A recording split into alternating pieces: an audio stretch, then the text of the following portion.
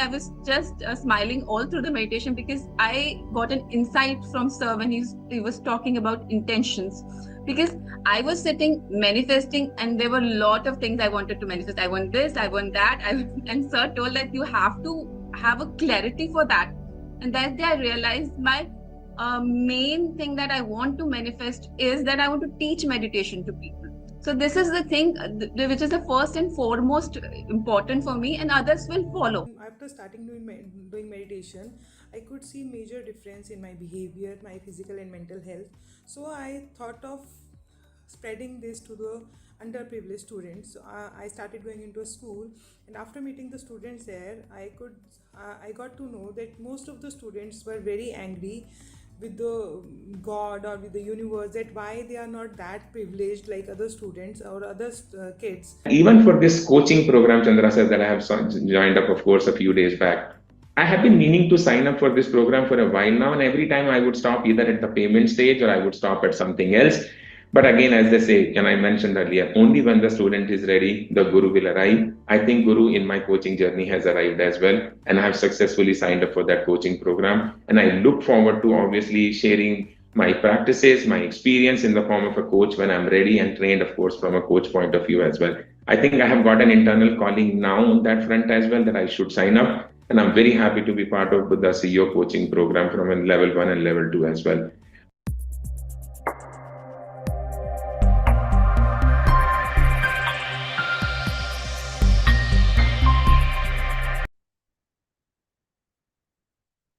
First and foremost, my sincere gratitude to Gautam Buddha and Brahmarshi Pitamaha Patriji.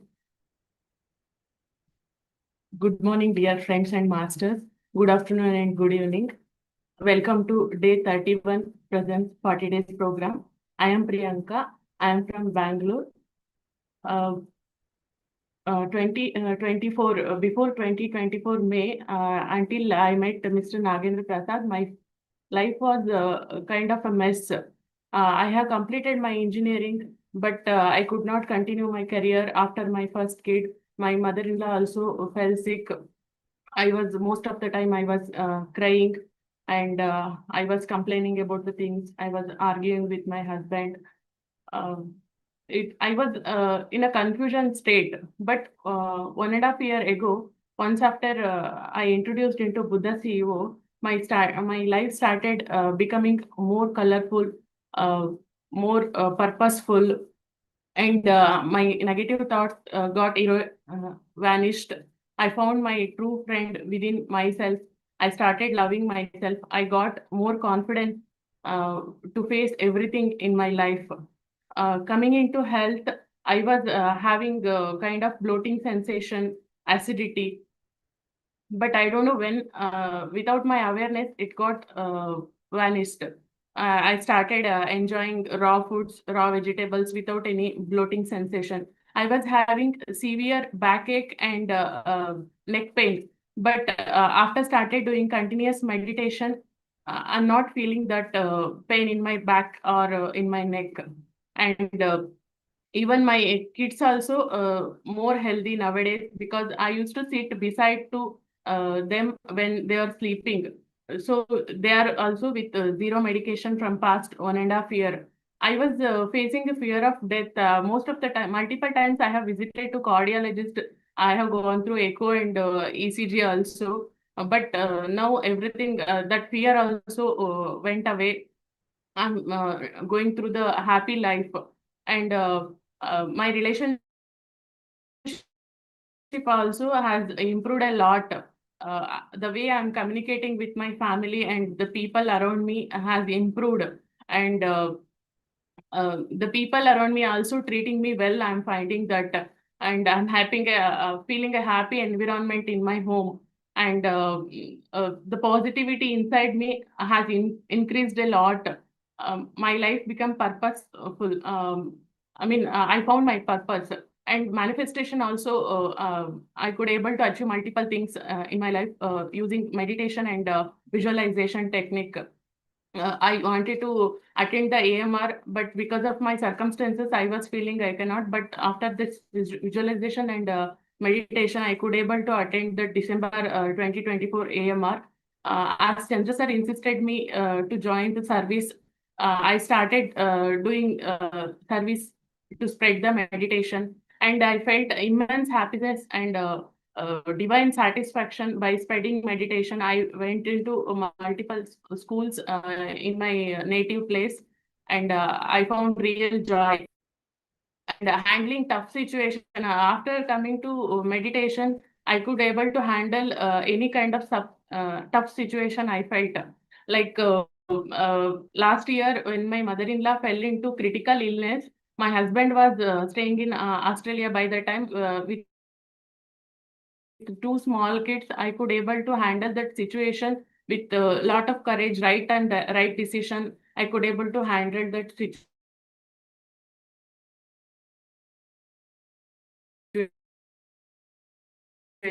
And even currently, I came into I faced lot of hurdles like handling two kids, their schooling, their shopping, packing, and mother-in-law's multiple admissions of to hospitals for her eye surgery and multiple blood transfusion, everything. So everything, it's kind all thing result of meditation. I felt like I got a solution for all kind of problems and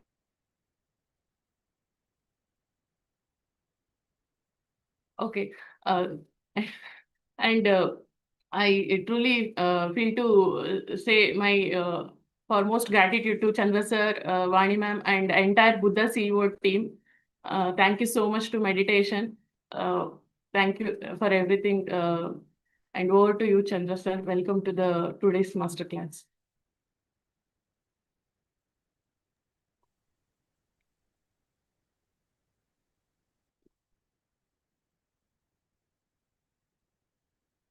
Thank you, Priyanka madam. Wonderful to hear your transformation. Very few people have gotten to service the way you did in a very short time.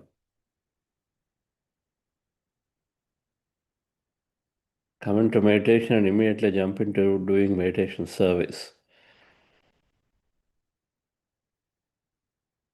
This is going to take you a long way. Your commitment to service and do it beautifully. That shows your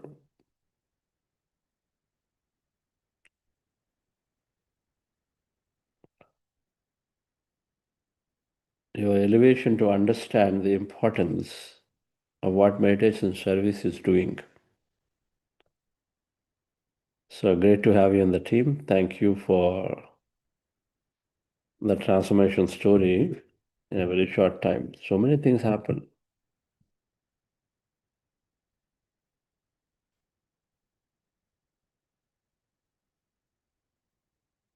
Happy morning, dear friends and masters. Great afternoon, wonderful evening.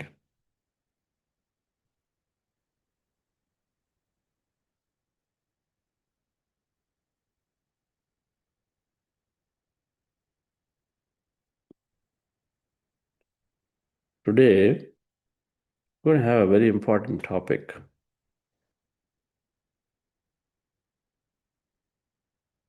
So far,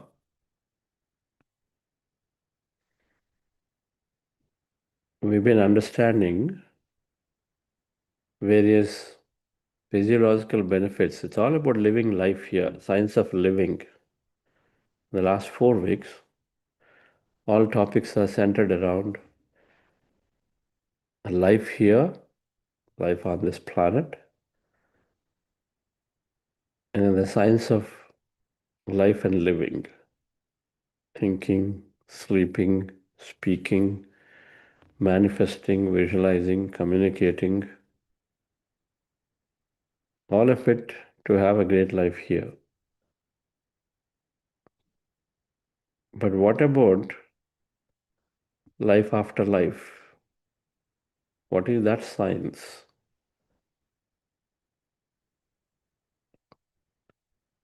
what happens after death. See, there's something there.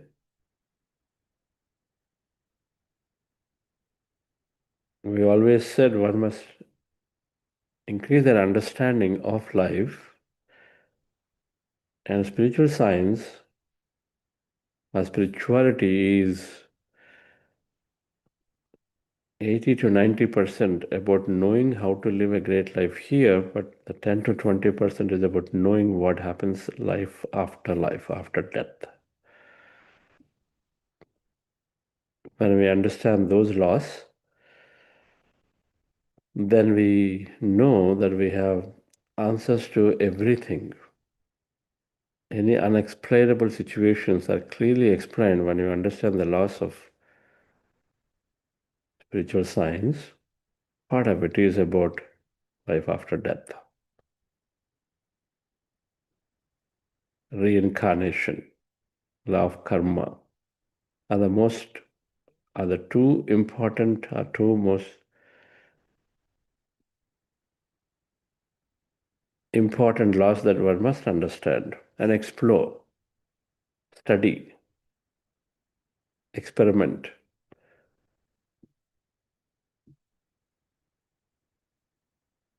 So today and Friday, we're going to cover these topics. It gives a big picture view about life after death. It gives enough understanding about if somebody has gotten sudden success or an unexplainable failure. Typically, we call it tragic event. Why does it happen? These concepts, when study spiritual science deeply, and Patrizi wove them together as 6 spiritual science theories, we understand them.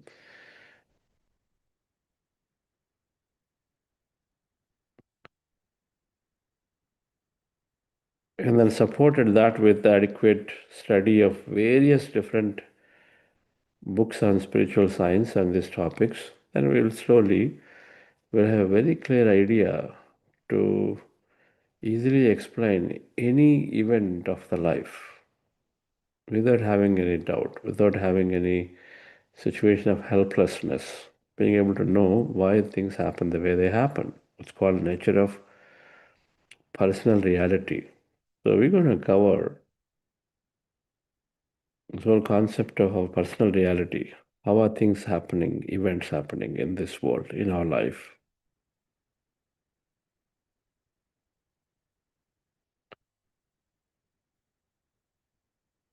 So we covered that today and Friday. So let's go to meditation before that day, friends.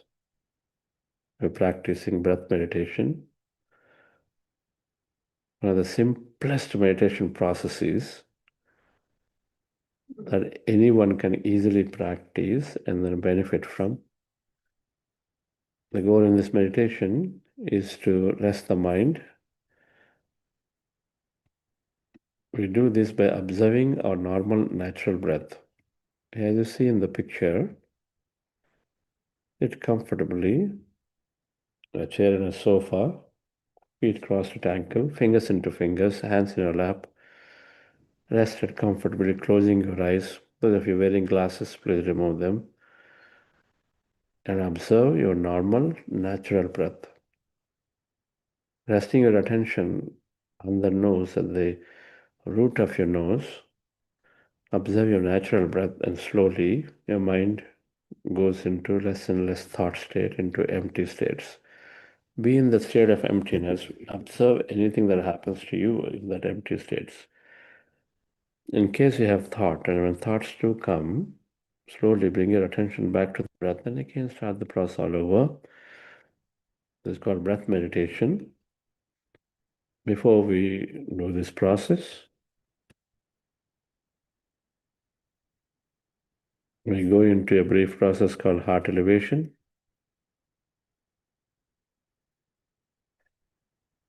Relax yourself.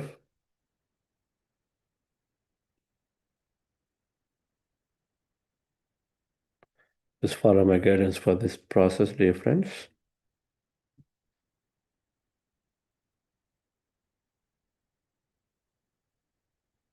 So do a few minutes of heart elevation process, and then we slip into breath mindfulness meditation for a long time.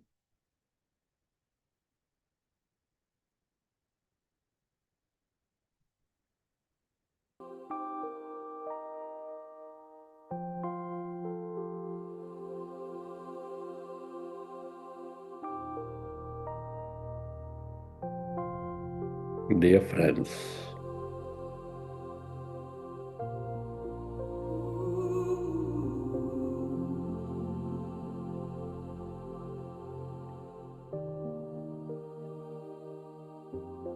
dear friends, dear masters,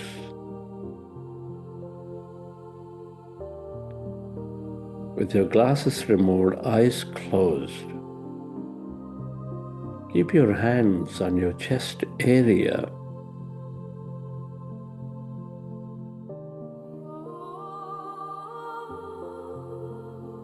With your attention on your sacred heart, feel your beautiful heart center.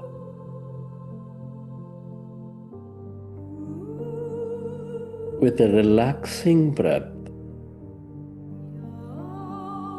connect with your heart center. Feel it.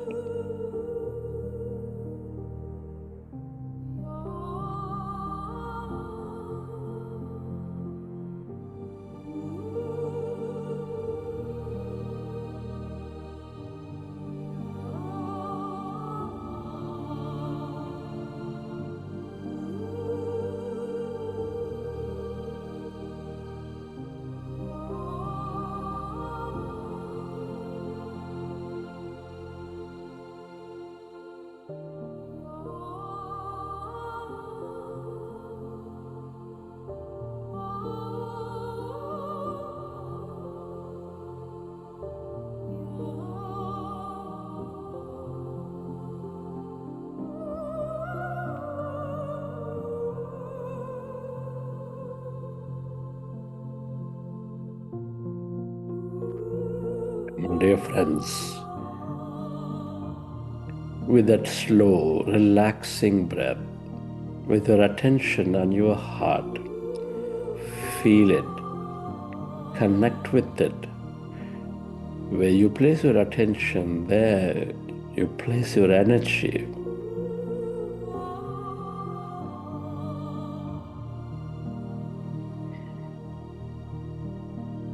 Notice the center of all your emotions, nurturing all life with its higher vibrations of love, compassion, gratitude.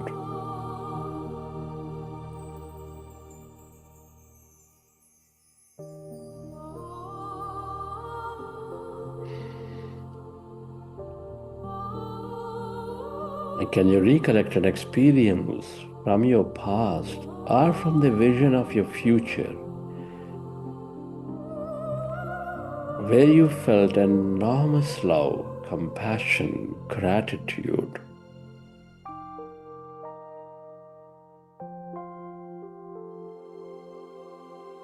Relive that moment and feel that energy of that higher emotion.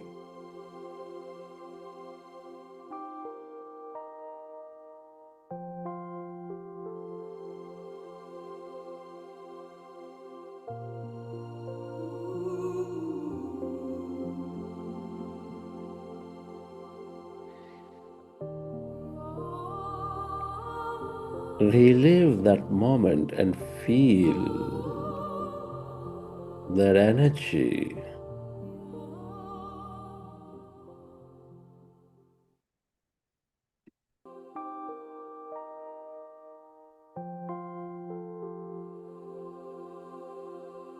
And allow yourself to direct that energy, to radiate that energy onto everyone and everything.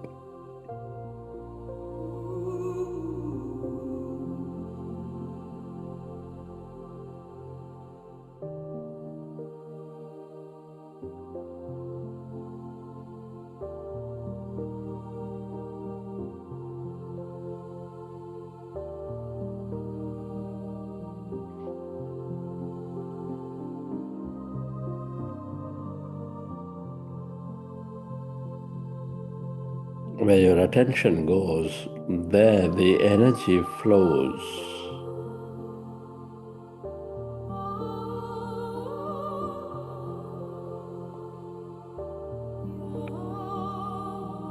We are all deeply interconnected.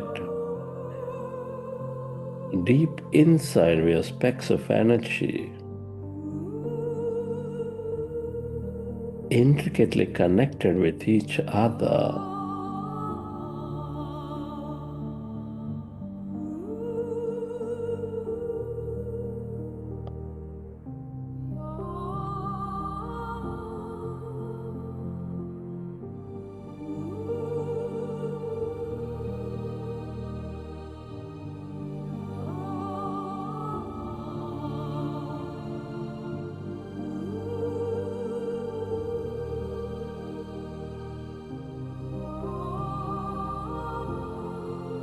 Love, compassion, gratitude are all the ways to become one again, to become coherent.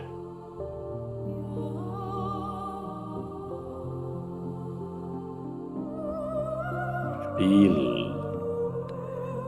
relive that moment and feel that energy.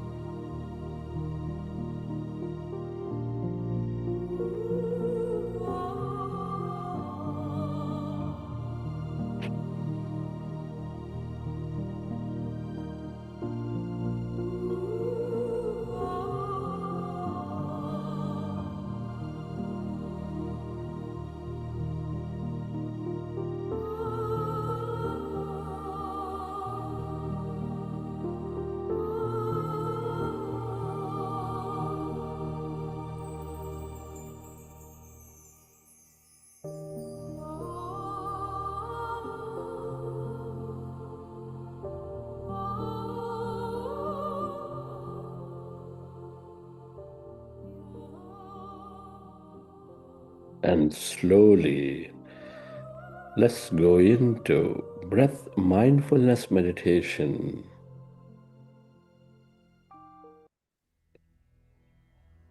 With your fingers into fingers, hands comfortably rested in your lap. Observe your normal, natural in-breath and the out-breath.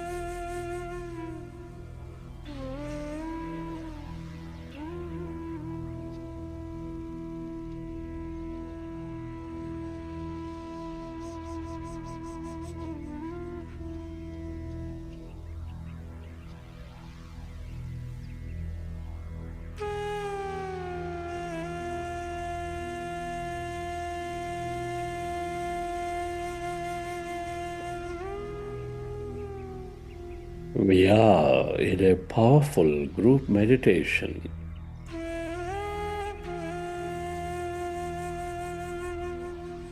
When you observe your breath, your mind is becoming empty.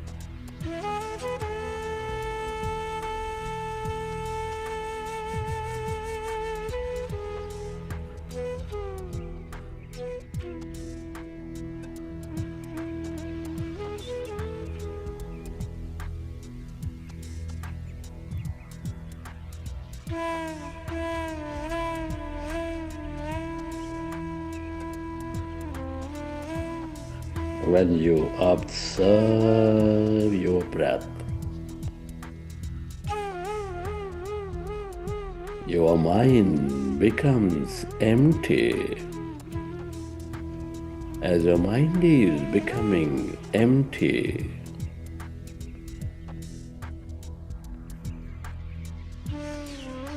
allow yourself to experience that emptiness inside of you, all around you.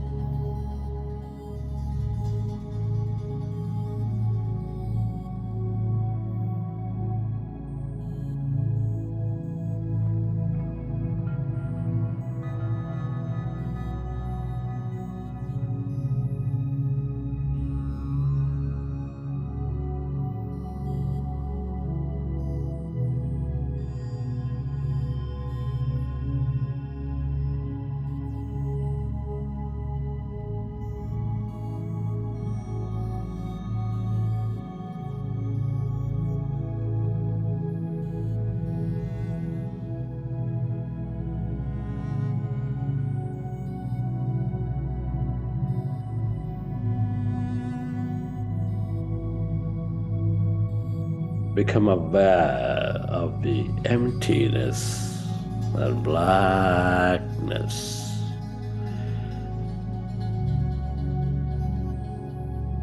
Merge into your breath and allow yourself to experience that emptiness,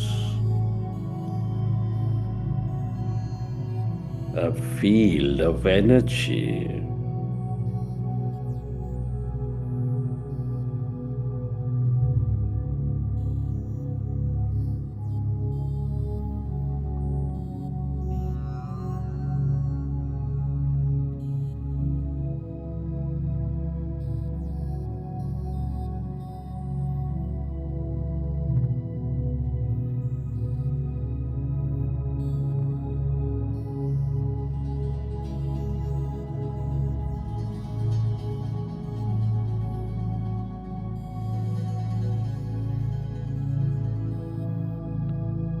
The longer you stay aware of this emptiness, that energy, the more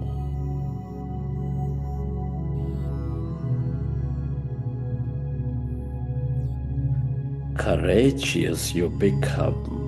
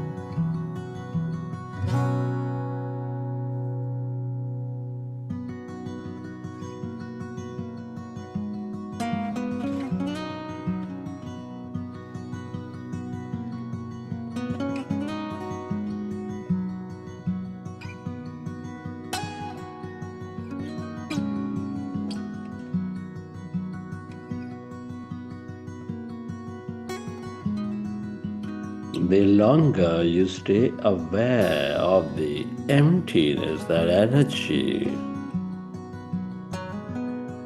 the more one you become, the more divine you become.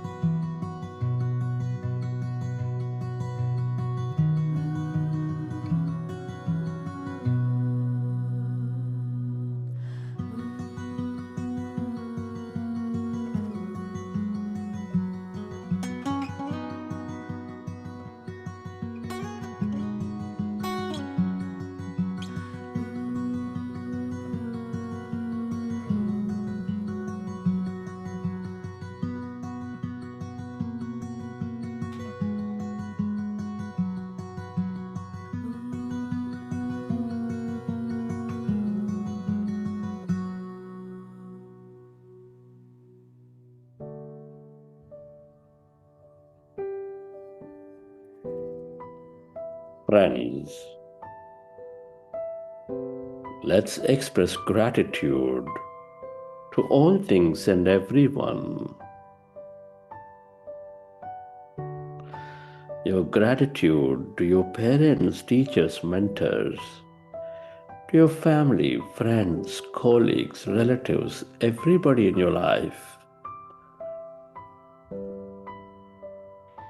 Be grateful to His grand nature, the bird, the fish, and the animals.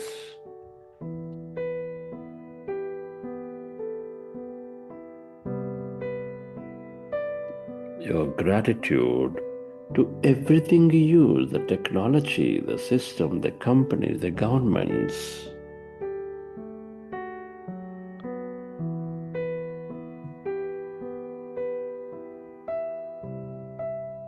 Gratitude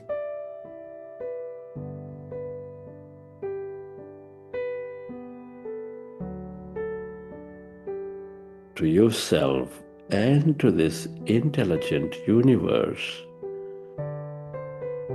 Gratitude is the ultimate state of receivership.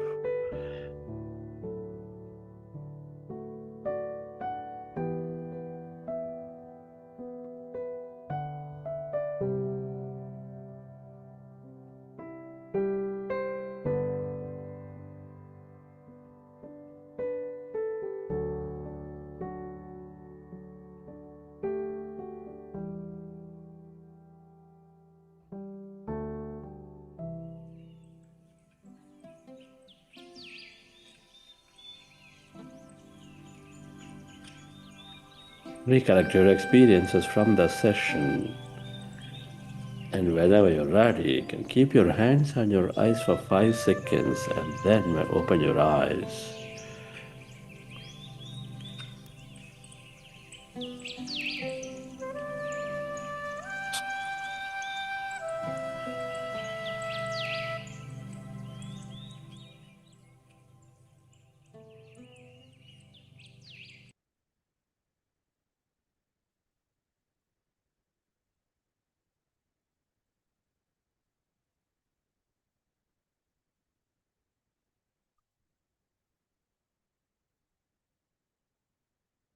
Okay, dear friends, hope you enjoy the session.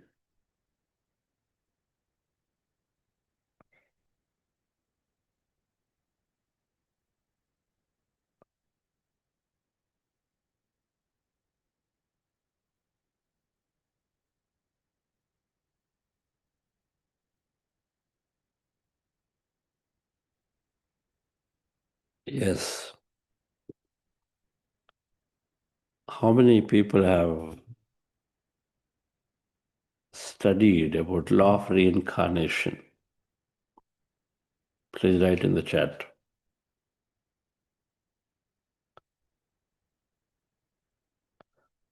Have read any books around it? Have done your own investigation? How many who have done this? And if you've read any books, please write in the chat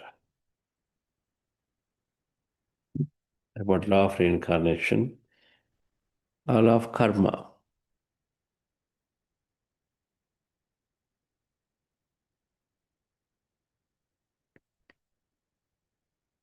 Anybody here?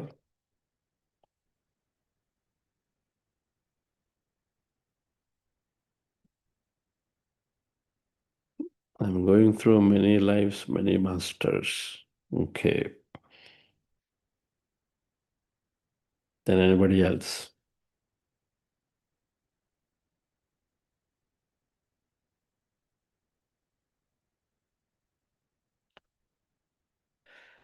When I first read, two books I read. One was Many Lives, Many Masters. Another one was A Soul's Journey.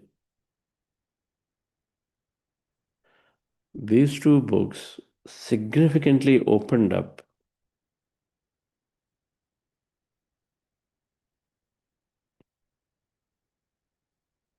a lot of newer thoughts, information, and a lot of clarity of life events. When I read these two books, A Soul's Journey by Peter Richelieu and Many Lives, Many Masters by Dr. Brian Weiss, it became very clear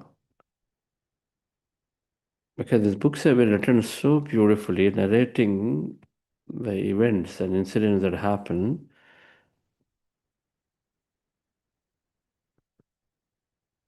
when we vacate our body, when we die. So a few things. First of all, fear about death is disappeared for me. I was able to at will talk about the concept of death, discuss, interact. I was able to accept seeing a dead body easily. Before that, it is a big fear. Even going close to a dead body, touching it, was all very fearful.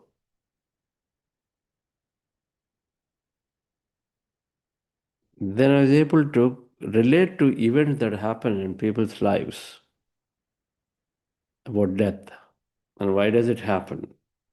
What would it mean? And I was also able to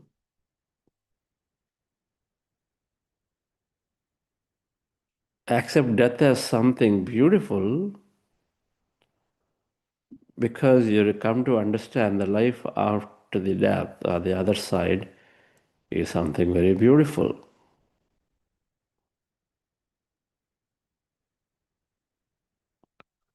When we don't know about something, then we tend to go onto the negative side of it. Maybe something bad, something very gruesome, something unacceptable, unpleasant. Stop thinking about being positive about unknown. Unknown is always fearful, and if there is fear, then we always project negativity into it.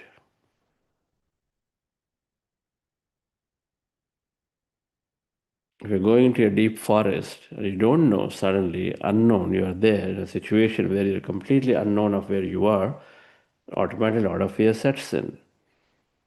But when I've read these books, then suddenly that fear is replaced with a lot of positivity. When Patricia used to say, if you're celebrating birthday, then you must celebrate death day. When I was hearing this concept in PSM hallways, just 20 years ago, it was I wouldn't say difficult to accept, but I was definitely not accepting it. But then today, death is truly a celebration. No longer that suffering, that crying, that seriousness. Oh, somebody will kill the body, that you have to be stiff and serious and use all kinds of I'm sorry, this, that, as if something terrible happened. But instead, you truly, truly understand the deeper meaning that Bhagavad Gita talks about. The entire second chapter of the Bhagavad Gita is dedicated for death as another passing event, that this body just disappears and comes back.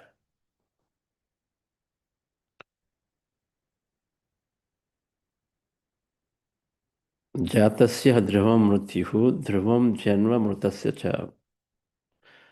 The one that is born must die, and the one that dies will be born again. So it's a passing stage, it happens. A company goes up, comes down, goes up, comes down, goes up, comes down. Results are there. Sometimes it's profitable, sometimes not profitable. It's passing stage. Things will happen in cycles.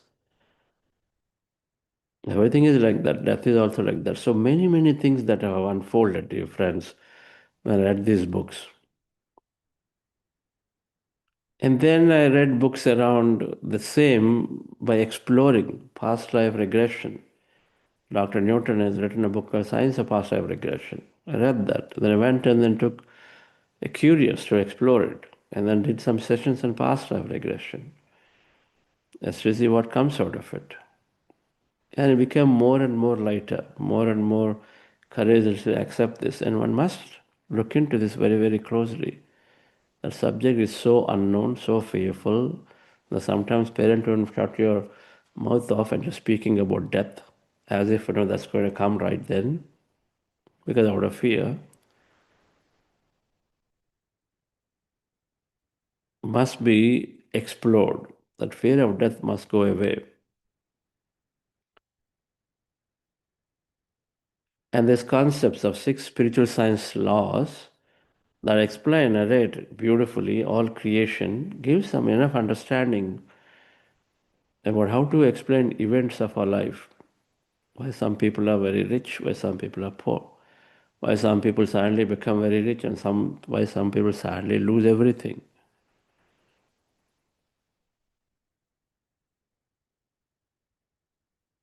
Why some people at very young age are able to have a lot of unexpected talent, while some for the lifelong they struggle to even gain a little bit of talent. Why is that some people are born with disabilities, even though seemingly nothing, of course, was ever caused by the mother or the parents for the disabled child to be born. You only thought you have done all great things, but still have disabled children. Why is that so? What have they done to have something from the birth as defective, as a horrible thing? So all of these can easily be, friends, explained when we understand the 6 spiritual science theories. So let me put up some charts around this concept that help us to trigger conversations in our minds, enough contemplation around things that we learned, and then further explore to eventually come to a great understanding that as much as there is life here in this body, there is life after death as energy too.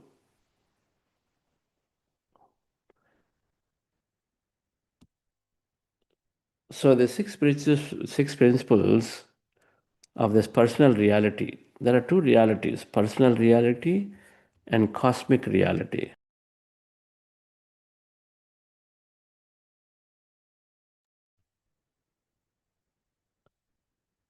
Personal reality is how events in our life are unfolding. Cosmic reality is how these mega events about planets, stars, life on different aspects of this whole multi-dimensional realities, all of that, cosmic reality.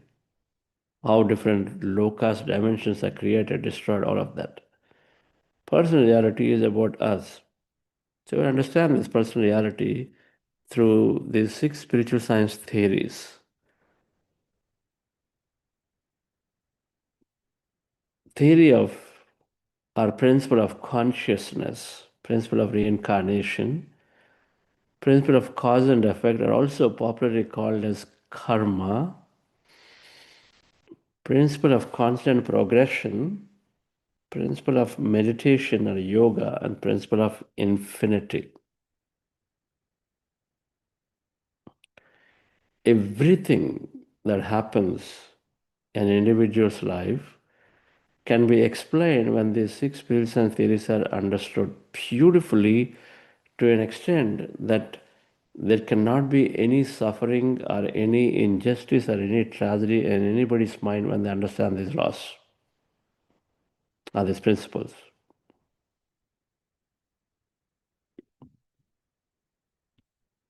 So the first one, principle of consciousness,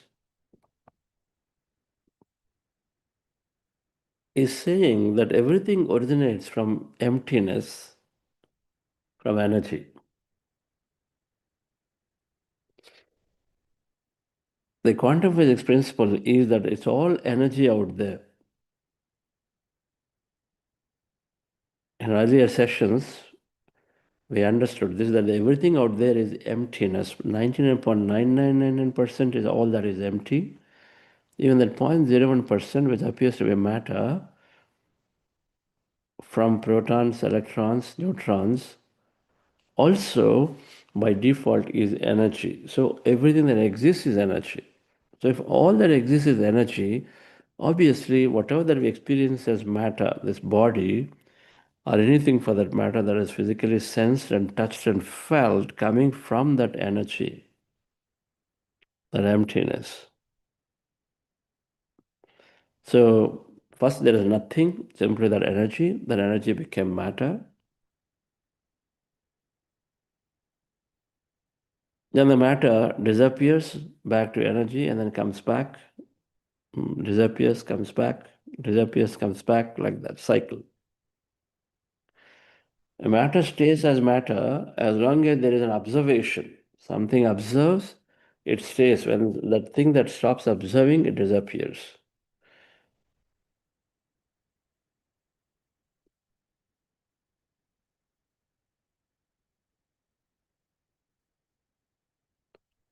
A seed grows from nothing to a big tree.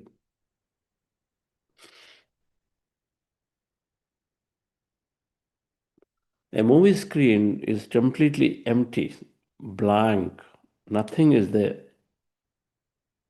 But then when the projector starts, there is something showing up on it. There's nothingness, empty. When the projector starts, somebody decides to project, and so then there you see the big movie. Very, very beautiful. It's got so much of emotion. It appears as if it's so real. From nothing comes something out there.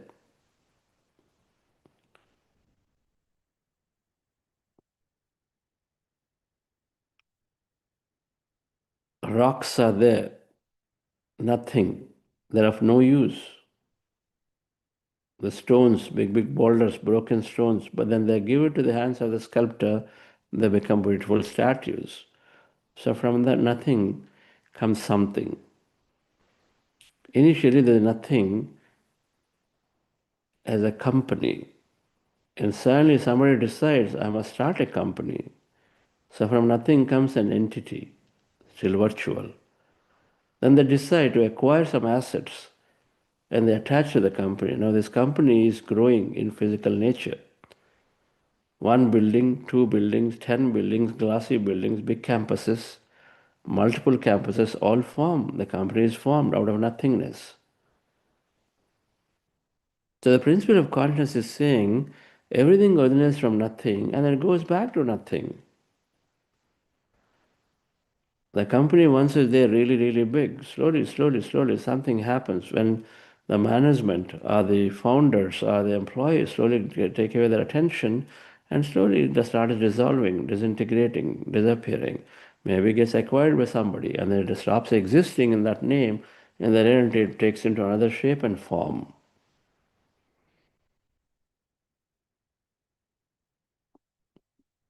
It transforms into another shape and form, or dissolves completely and goes back into nothingness as if nothing existed. There is a stat that more than 90% of large companies that existed 25 to 30 years ago do not exist anymore now. Because either simply got acquired or they closed down. But the thing is, the effect is the same, that they don't exist anymore. They come out of nothing, then they'll go back into the nothingness. The seed, practically nothing in its size, grows, becomes big tree. And then as the tree stays up for some time, then slowly disintegrates, goes around, and then goes down into the earth, transforms itself into some kind of minerals. And the minerals slowly come out and then transform themselves into maybe various kinds of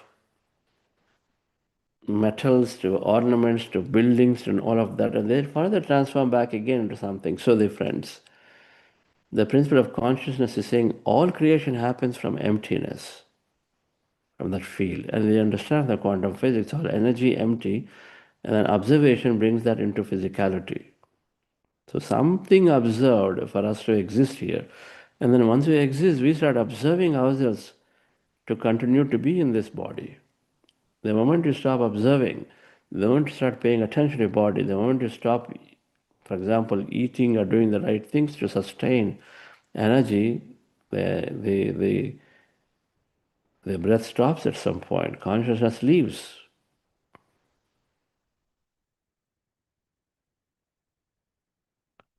So, dear friends, when you understand this concept, we understand that all things are created from nothing to everything is there. You recognize that all the nothingness is nothing but everything. Because from emptiness comes everything. From that energy comes everything. So we recognize that we're not mere body because we are fundamentally the source of energy first. From energy we become matter. Matter goes back to again energy. And must be applied to a body.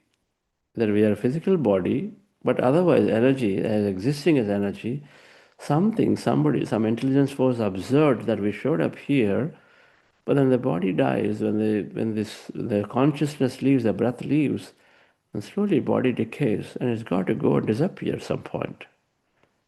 But where did it go? It went back to energy. Energy can either be created or destroyed, so it only transforms into some other form.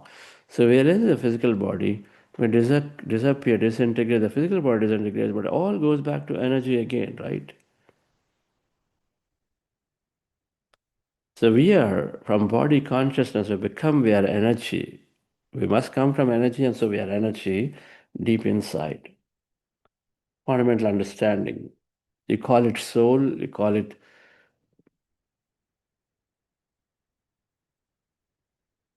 super soul, supreme soul. But body conscious we are before, but when you understand this principle, you become energy conscious. Then I come from energy, then I go back to the energy. That's when it's called. So in the quantum field of possibilities, we know that everything as energy was there. It's all one. It's not separate. We're all interconnected. And so as energy, it gives rise to many possibilities to become matter, come back as matter, go back, come back matter, go back. Many possibilities, so many different ways we can come back. Not one possibility. As energy, many possibilities are there. One possibility is that I'm born as a male. Another possibility, I come back as a female. One possibility, I'm born in America. Another possibility, born in India. Another possibility, I'm born in Pakistan. Another possibility, born in somewhere else in Australia. They're all possibilities as coming back.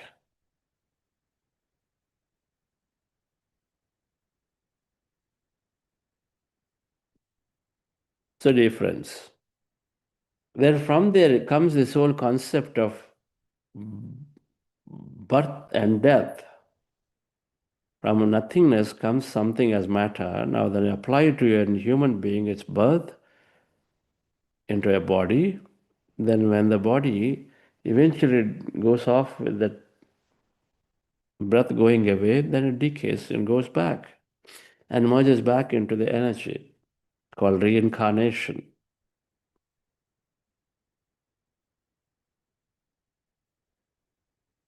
There are multiple dimensions. Each dimension is a frequency. Earth plane is one frequency. The physical nature of our bodies have the limited capabilities to see, hear. There's only a small range of sound that we can hear, a small range of frequencies of light that we can see. Everything else we can't see. Doesn't mean that it doesn't exist. It exists, but as the earth plane, we only see a small range of frequencies. We know it. For example, cats see much more than what we can see. Some birds can hear much more than what we can hear. So we know it's all there, but then we have certain limitation. Let's call it one dimension, earth dimension. Then there are so many frequencies of that nature that are there, which can be sensed, felt, or experienced with a different capability, something that happens in every meditation, every sleep, deep sleep. So death is merely body, physical body disappearing, going back as into energy field. And then again we come back as observed into another form and we take birth again. So that we keep coming back again and again and again for a purpose. The reincarnation theory is saying they will come back to experience different things. If you are an entrepreneur, or even for that matter, anyone who is working, take a job, one type of job in the beginning. Then after a few years, they get bored. They say, no, not this one. I want to do something else. They go into management. After a few years, they say, management, I'm done. I'm in telecom industry. I'd like to do something new. They go into an electronics industry. They do something else again. So we keep taking a job after job after job, or we keep starting a company after company after company to do different things, different experiences. Sometimes we say, hey, I lived in Bangalore for so many years, I would like to move to Delhi. Oh, so many years, I'd like to go to New York and then live there. So we make a choice and then we keep on moving from place to experience something different. That's precisely what happens, and reincarnation is saying that we are experiencing different aspects of life, and so for that we come here just the way we choose to go to a place, choose to experience something in a new job or a new company. And so is the case with our body. We choose to come here to experience some part of it. In one company, we are a CEO, in another company where you go and become simply a member.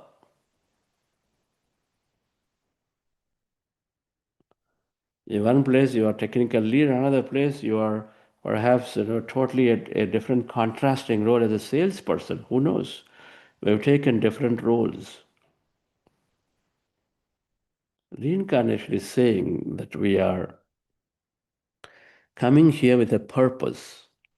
This is a difficult concept to accept for certain religions concepts, but this is easy to accept for certain religions where reincarnation as a concept is there. But the point is different. Even if you understand from quantum physics terms that energy becomes matter, goes back to energy, comes back to matter.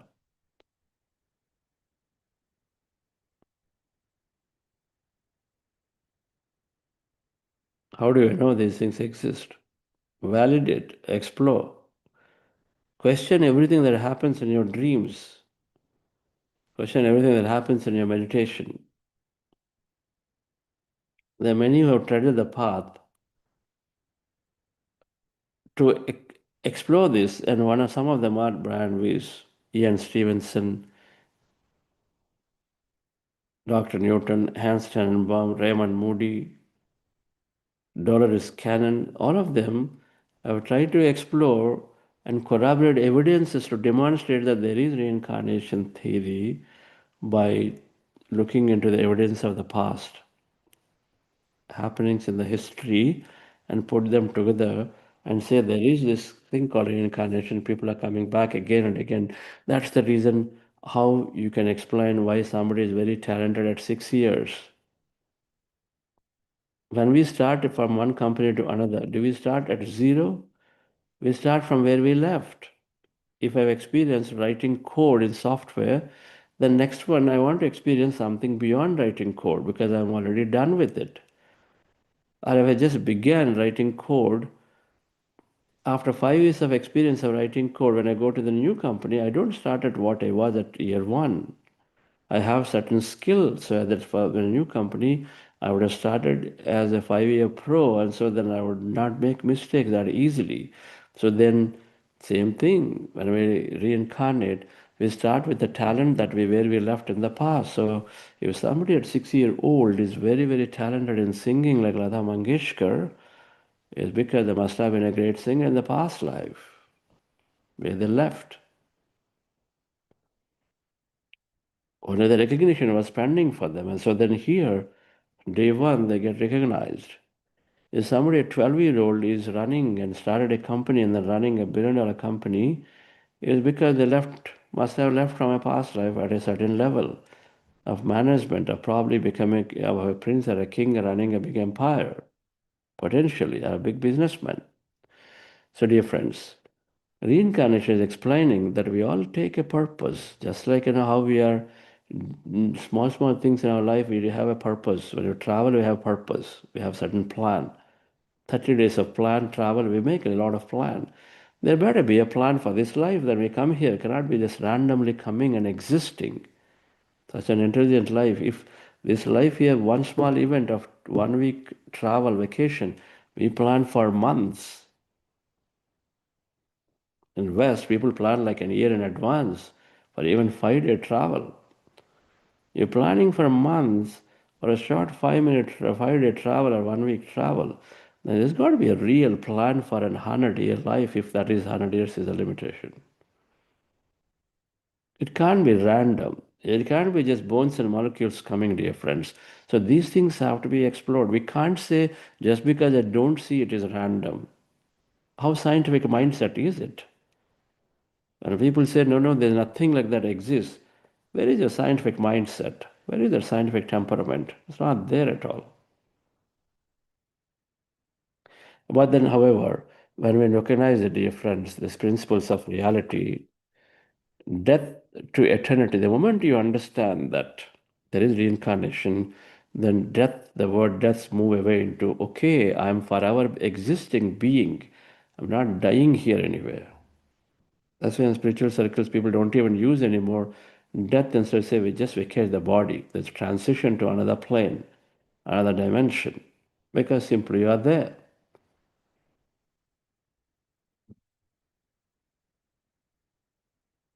No wonder people regularly receive information from many masters, many guides, many departed souls. We're no longer there, but they continue to meet them in dreams and meditation. They seem to have a real experience of meeting them in there, as real as it can be in a physical experience. We hear this. We see that in a dream. You wake up from a dream and say, thank God it is a dream, because it's so real. So then how do you shut it off? That's why in spiritual science we say we have multiple realities. Our wakeful reality, our dream reality, our meditation reality, they're all realities. They're all as good as real as what you experience in physically. The colors we see, the visions we have in meditation are just they sometimes are unmatched in physical nature. In physical nature you have few colors, but there something beautiful, or you cannot even explain what kind of colors you have. How many people have experienced something like that in meditation? They're all there, dear friends, as realities that we experience, because we sometimes experience many things as energy. And so the understanding is that law of reincarnation is saying that we all come with a plan and a purpose to experience some part of our life. We're coming as a character in a movie. Sometimes we come as a king, sometimes as a queen, sometimes a prince, sometimes a pauper, a rich person, a beggar, a CEO, and a normal employee, a male, a female, a Christian, and a Hindu, a Muslim, different places.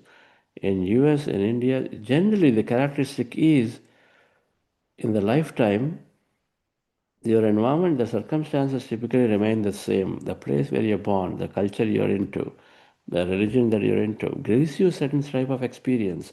And so that tends to remain same for the most part of a life. That's reincarnation. You're coming with a specific set of experiences. Everything is an experience. When there's no depth, it's continuity.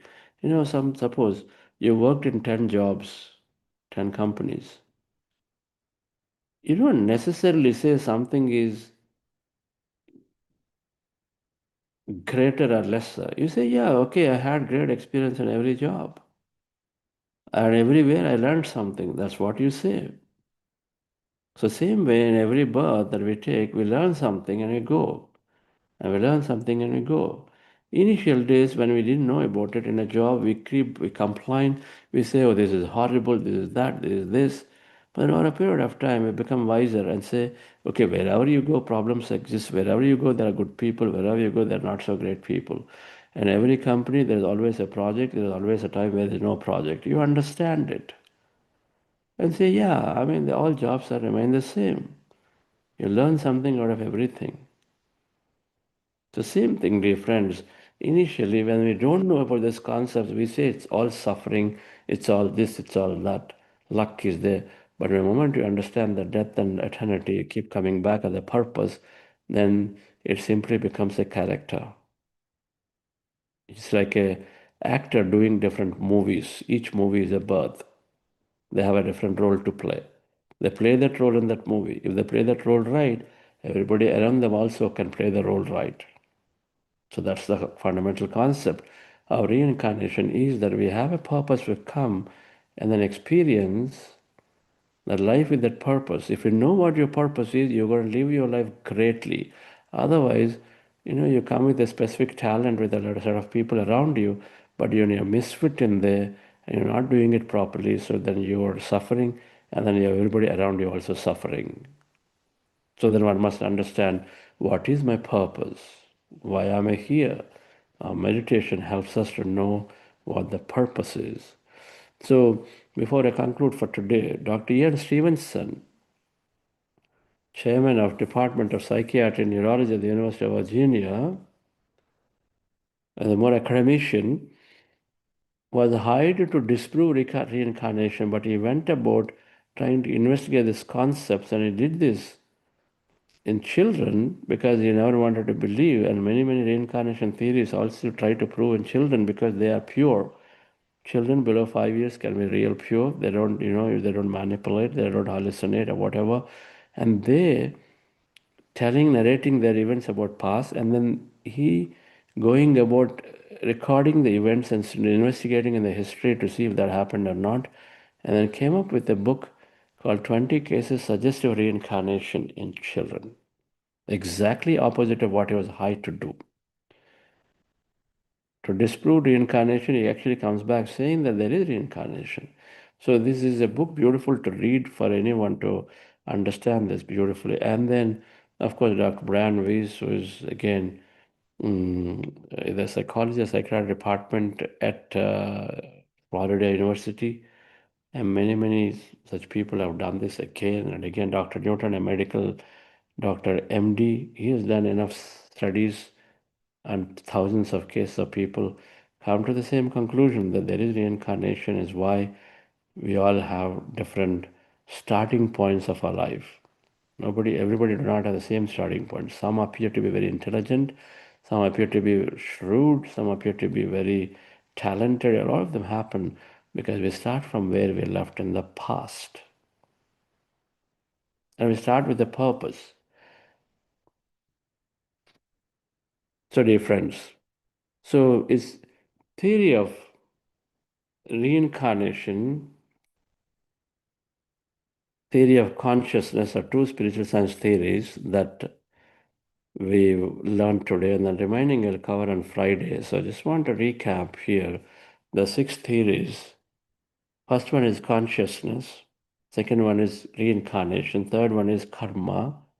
Then if you're reincarnating, then if you're fulfilling your role, great, then you minimize consequence. If you're not fulfilling your role properly by not knowing what you're supposed to do, instead of simply dabble here, there, then there's a lot of karma that is being accumulated, or there are a lot of things that you are not able to fulfill, meet, and so they all kept pending as things to experience in another lifetime. So they keep adding to your list of things to experience, extending your journey on this planet.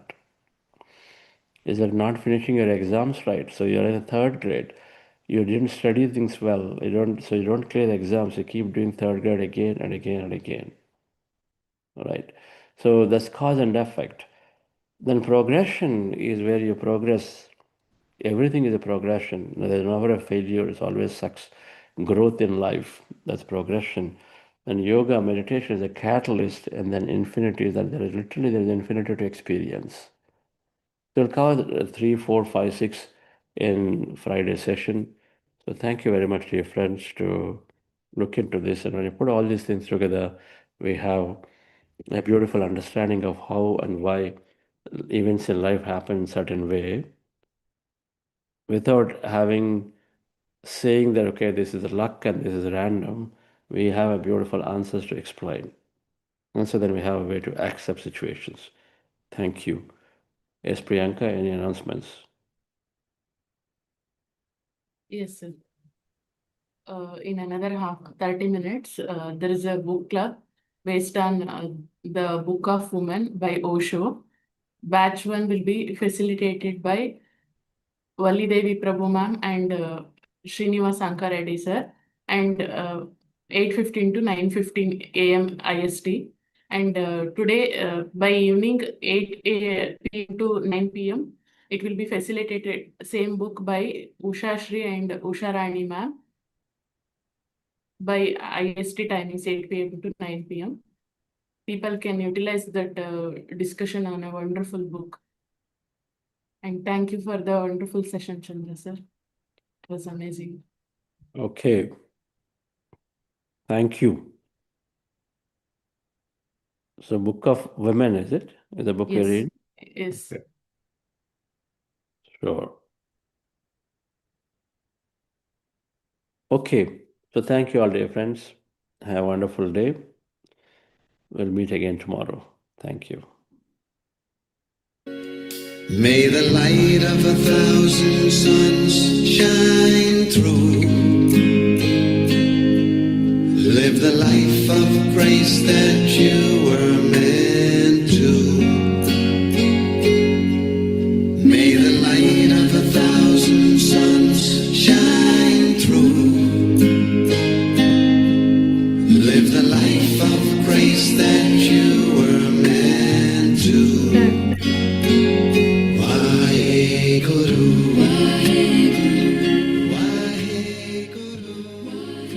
Sir, are we taking queries from Q&A? Yes, yes. Manish Khandewal, sir. How to get clarity on our purpose? How should you view your current activities when we are doing some task we don't enjoy and feel frustrated?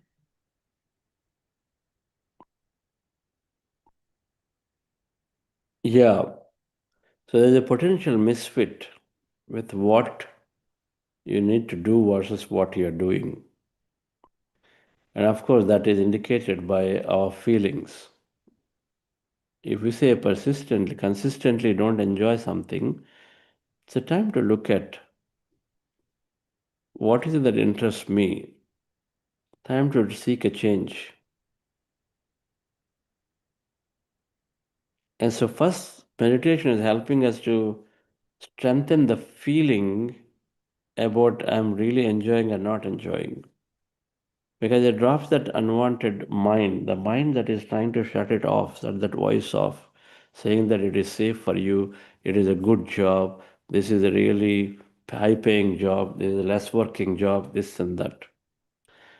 All of that goes away, then your feelings center becomes more and more stronger for you to take note of. It increases your courageousness. So that's when we are able to express and then make a change appropriately. So if consistently don't feel happy about where you are, then look for a change.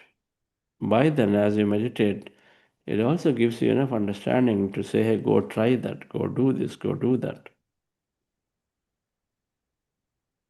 A purpose of what I should do now is slowly but surely is revealed with the regular practice of meditation.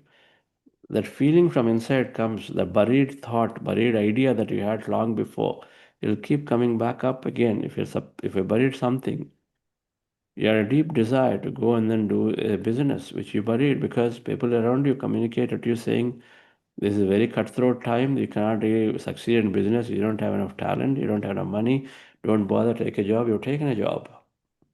But now that comes back strongly, right? And so either way, when it tells you, okay, you are in the wrong place, go back where you wanted to live, go back to the countryside. I know you moved to the city because it's convenient, but you don't like it. Go back to the countryside, go into the suburbs, and live in that nature. It's okay if you have to travel a bit extra. We'll take that call, right? So like that. And so we seek change, and then we will change situations automatically then around us. When you start seeking change, then things will get supported. But the menu of meditation will give you that strength to get appropriately guided either through a mentor, either a close friend, or in your meditation experience, you will know it, rather will happen. Yes.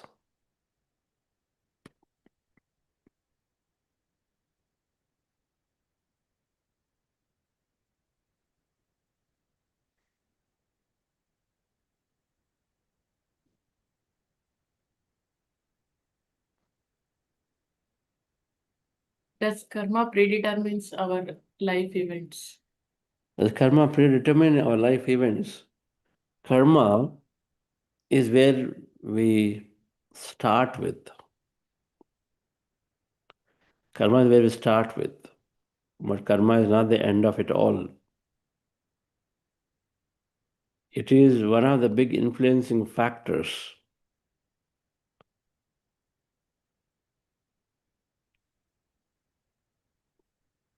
Your abilities and your goals when you go into let's say, a company are certain level, of course, are there going to influence you in your success in the new company, new job. All right, no doubt about it. But you do know that you can learn many more things. And then you can make a huge difference differently than what would you have done based on what you knew. You do know you can change course in a job, in a company. So is the case in our life. So karma predetermines our life events. No, it does not predetermine our life events. It's where you start with a plan based on the portion of the karma that you choose to experience. You choose to experience. I want to visit 10 countries. America, Niagara Falls, and Europe something, and then Australia something else, and this and that. There are so many places I want to visit, experience all of them. But any given vacation, I can only experience some. I can't think of experiencing everything. For various reasons, it doesn't satisfy. And say, okay, this time I will go here and experience this. You choose. You choose. So choose same thing here. There are many things that are pending to be experienced. And so choose some and then come here. And so that becomes your starting point of what you want to experience. Bad and good are only here because we give meaning to bad and good, but there it's simply learning. I choose to take cancer and then experience cancer for years. And as a result, I'm being the most compassionate person, helping people around me to develop a lot of patience, develop what it means to be truly caring, develop what does it mean to value life more. Me choosing cancer is helping many people around me to learn a lot of life's lessons, important lessons. So I'm brave to take a role to do that. So like that, there are many angles to karma.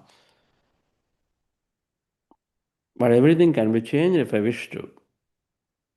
So you ask yourself questions, should I change it? Should I go through it?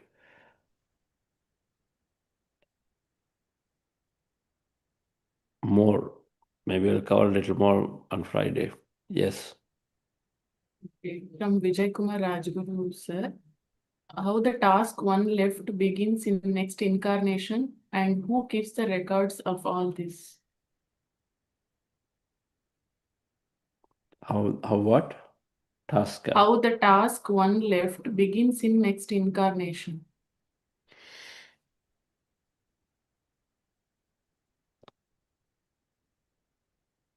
How let me ask you this. You thought you wanted to do 10 things in your last company. So when you go to the next company, who is remembering and recording them? Who is recording them? You?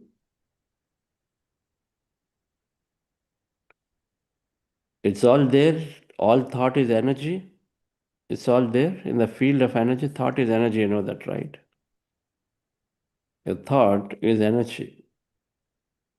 The entire field is information and energy. That's why it's called energy field. It's full of information. Prajnanam Brahma. The whole Brahman is Prajnanam. Vishesh Jnanam.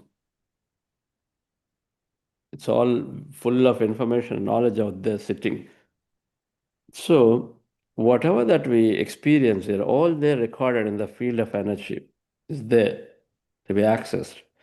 In spiritual science perspective, they're called Akashic records. Akashic records, they're called. But from a simple quantum physics perspective, whatever that everyone experiences, all thought, all experience is energy, and so that it's simply there. They're in the field. I have a patch of information, and you have a big patch of dense set of information as energy, and everybody else has a dense set of information as their energy. That's all there.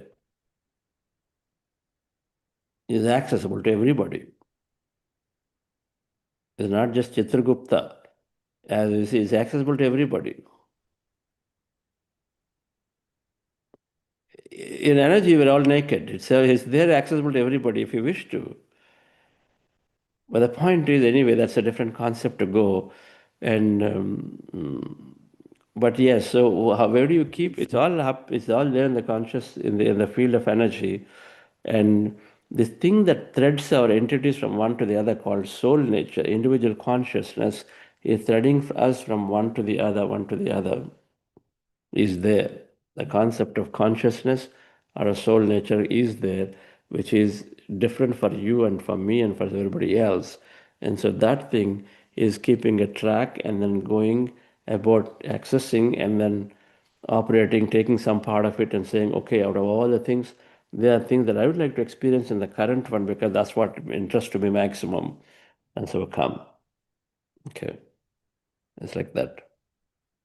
Sophia madam is asking, during my meditation today, I was floating to the space at the same time. I knowing the noise surrounding me outside my room. I feel like I have two minds, one in the space and one surrounding me.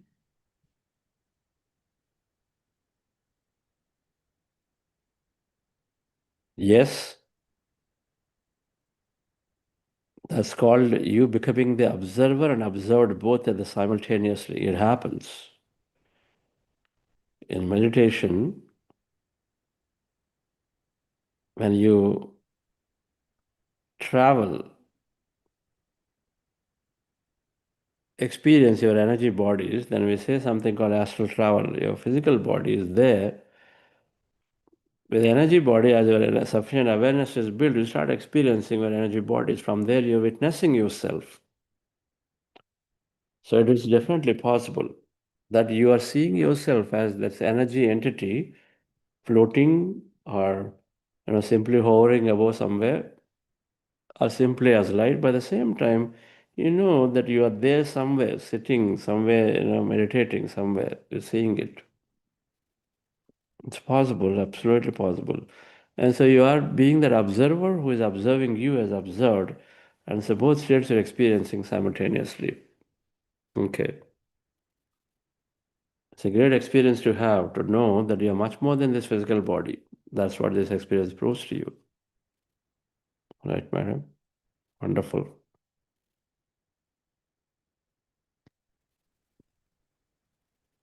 Yes, Okay. sir, that's all. Continue.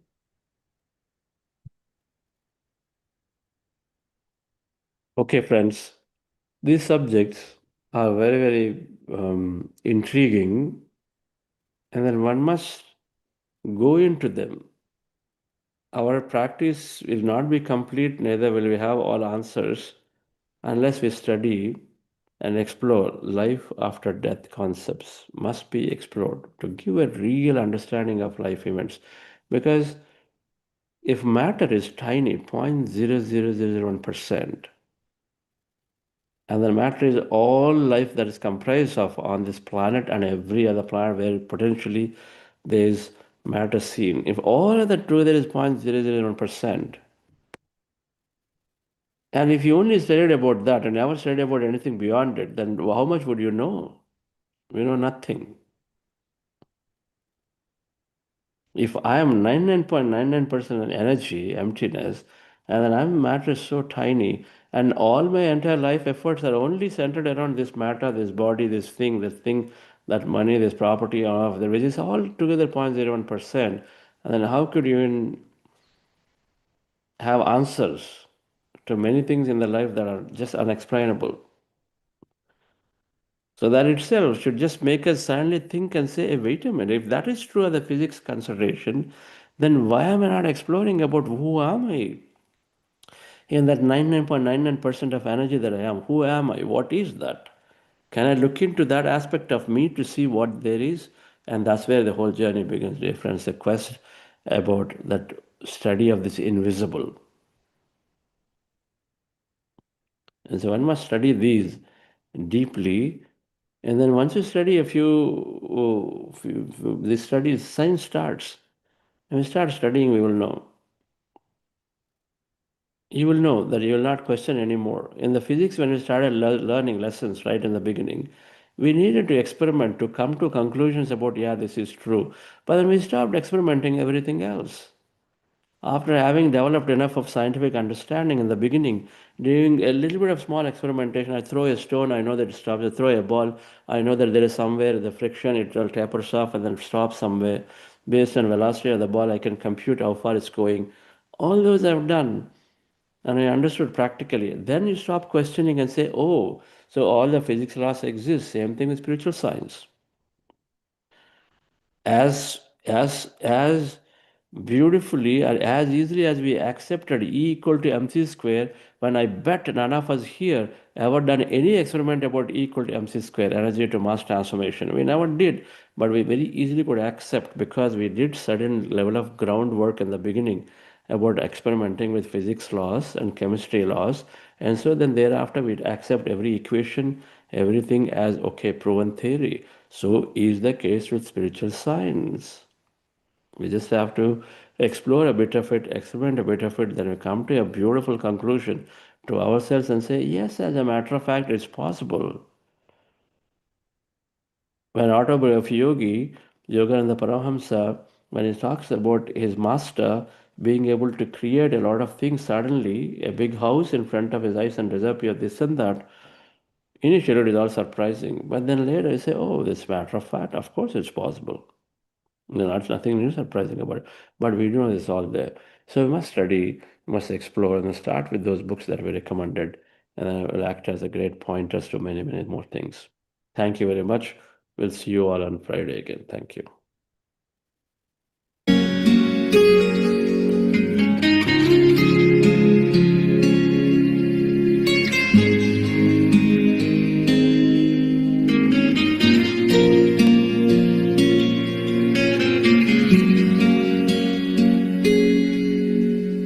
Om Sa Vaheguru. Om Sa Vaheguru. Om Sa Vaheguru. Om Sa Vaheguru. Bye.